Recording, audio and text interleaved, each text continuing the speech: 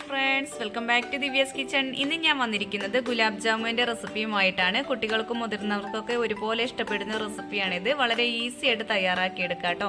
ഒരുപാട് ഇൻഗ്രീഡിയൻസ് ഒന്നും വേണ്ട. കുറഞ്ഞ ഇൻഗ്രീഡിയൻസ് വെച്ചിട്ട് നമുക്ക് എങ്ങനെയാണ് ഗുലാബ് ജാമുൻ തയ്യാറാക്കിയെടുക്കുന്നതെന്ന് നോക്കാം.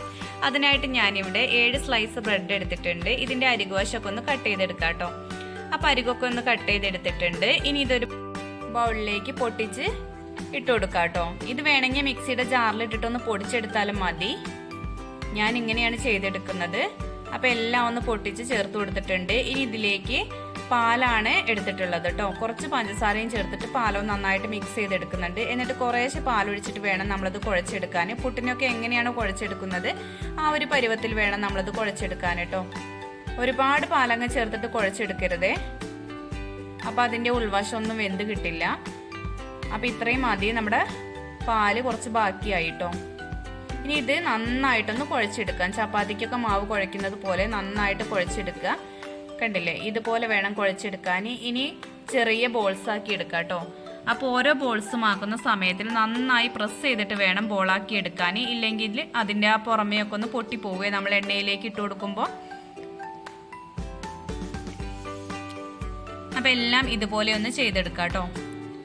അപ്പോൾ ഇതാ ഞാനിവിടെ മുഴുവനും ചെയ്തെടുത്തിട്ടുണ്ട്. ഇനി ഇതിലേക്ക് നമ്മൾ ഷുഗർ സിറപ്പ് ഒന്ന് റെഡിയാക്കി എടുക്കുന്നുണ്ട്. അതിനായിട്ട് 1 ഗ്ലാസ് വെള്ളം വെച്ച് കൊടുത്തിട്ടുണ്ട്. അതിലേക്ക് 1/4 കപ്പ് പഞ്ചസാരയും 3 ഏലക്കായ ചതച്ചവും ചേർത്തിട്ട് ഫ്ലെയിം ഓൺ ആക്കിയിട്ട് ഒന്ന് തിളപ്പിച്ചെടുക്കാം കേട്ടോ. ഇത് ഒറ്റനൂൽ പരുവ് ആവേണ്ട ആവശ്യമൊന്നുമില്ല. ഷുഗർ ഒന്ന് മെൽറ്റായാൽ മാത്രം മതി. അപ്പോൾ അതിവിടെ റെഡി ആയിട്ടുണ്ട്. ഇനി നമ്മുടെ ബ്രെഡ് ബോൾസ് ഒന്ന് ഫ്രൈ ചെയ്തെടുക്കാം. അതിന് എണ്ണയും നന്നായി ചൂടായിട്ടിരിക്കുകയാണ്. ഞാൻ എല്ലാ ബോൾസും ഒരുമിച്ച് അങ്ങ് ചേർത്ത് കൊടുക്കുക കേട്ടോ.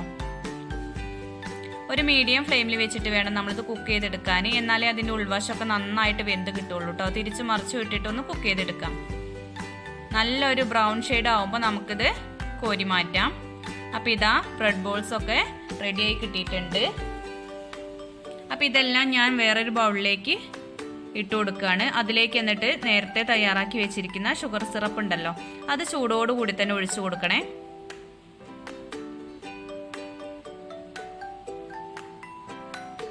എന്നിട്ട് ഇതൊരു അരമണിക്കൂറെങ്കിലും വെയിറ്റ് ചെയ്യണം. എന്നിട്ട് വേണം നമ്മളിത് ഉപയോഗിക്കാനായിട്ട്. എന്നാലുള്ളൂ അത് ആ സിറപ്പൊക്കെ അതിനുള്ളിലേക്ക് നന്നായിട്ട് പിടിക്കുള്ളൂ കേട്ടോ. ഒരു അരമണിക്കൂർ എന്തായാലും വെയിറ്റ് ചെയ്യാം. അപ്പോൾ ഇത്രയേ ഉള്ളൂ, നമ്മുടെ ഗുലാബ് ജാമുൻ റെഡി ആയിട്ടുണ്ട്. അപ്പോൾ ഇന്നത്തെ വീഡിയോ എല്ലാവർക്കും ഇഷ്ടപ്പെട്ടു എന്ന് വിചാരിക്കുന്നു. ഇഷ്ടപ്പെട്ടു എങ്കിൽ ലൈക്ക് ചെയ്യാനും ഷെയർ ചെയ്യാനും കമൻറ്റ് ചെയ്യാനും മറന്നു പോകരുതേ. അപ്പോൾ സബ്സ്ക്രൈബ് ചെയ്യാതെ കാണുന്നുണ്ടെങ്കിൽ ഒന്ന് സബ്സ്ക്രൈബ് ചെയ്ത് സപ്പോർട്ട് ചെയ്യുക. താങ്ക്